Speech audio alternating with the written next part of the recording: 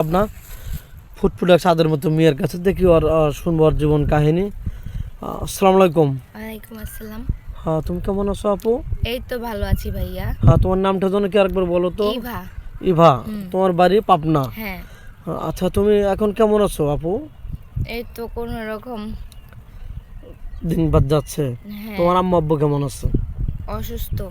অসুস্থ? ভালো না। আচ্ছা, আমি এক লোকের থেকে শুনলাম তুমি বল ঢাকায় গেছিলে কেন? ঢাকায় গেছিলে কেন? ঢাকা গেছিলাম, আম্মু বাসা বাড়ি কাজ করতো। আম্মু বৃদ্ধ হয়ে গেছে, অসুস্থ হয়ে পড়ছে এখন। আব্বু আম্মু দুজনেই। তো ঢাকায় গেছিলাম চাকরির জন্য। আচ্ছা, চাকরি পাইছিলা বা 2-1 মাস করছো? হ্যাঁ, চাকরি পাইছি। তারপরে ওখানে চাকরিতে যাওয়ার পরে এখন স্যারেরা না, আশেপাশের লোকজন বলে যে বেতন বাড়াই দিব, রুমে আইসো, ফোন নাম্বার দাও, মানে নানান বাজে কথা বলে। তারপর ওখান থেকে চাকরি ছেড়ে দিয়ে চলে আসছি। এখন আমি কি করব বলেন?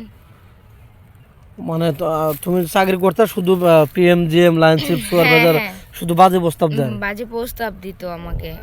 পরে তুমি কি করলা? চাকরি বাদ দাও, বাড়িতে আসছো? হ্যাঁ 2-1 মাস চাকরি করে চলে আসছো? হ্যাঁ হ্যাঁ। এখন তুমি কি চাচ্ছ? মানে মানুষের কাছে হেল্প চাচ্ছ নাকি বিয়ে শাদী হলে সবচেয়ে ভালো হয়? দুটোই। দুটোই? হ্যাঁ।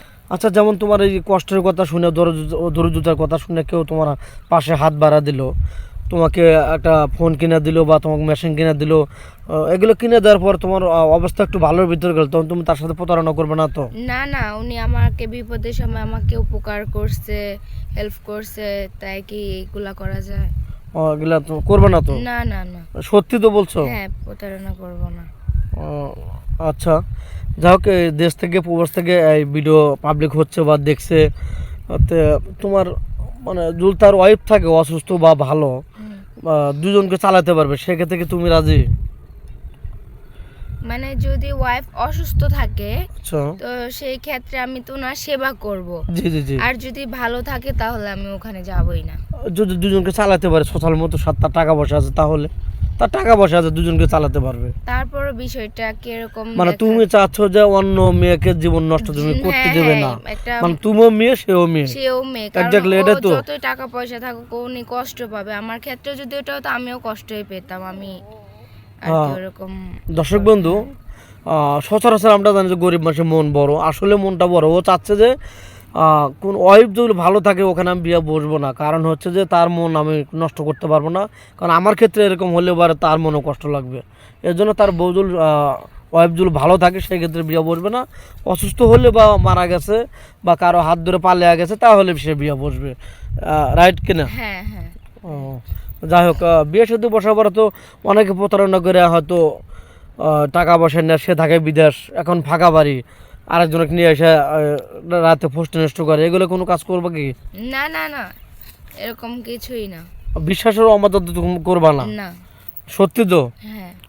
আচ্ছা, যাই হোক, শুনে খুবই খুশি হলাম। তো তোমার এটাই হতে পারে তোমার লাস্ট ভিডিও? তুমি দর্শকদের উদ্দেশ্যে বলবো না কীরকম ধরনের স্বামী চাচ্ছ আর কীভাবে সেবা করতে চাও স্বামীকে? আমার স্বামীকে বলতে ওনার পাশে থাকবো সারা জীবন, উনিও থাকবে আমার পাশে। আচ্ছা। তো সে যেরকমই হোক, কিন্তু শুধু ওনার মনটা যেন ভালো থাকে। মনটা ভালো থাকলেই হবে, আমার আর কিছু লাগবে না।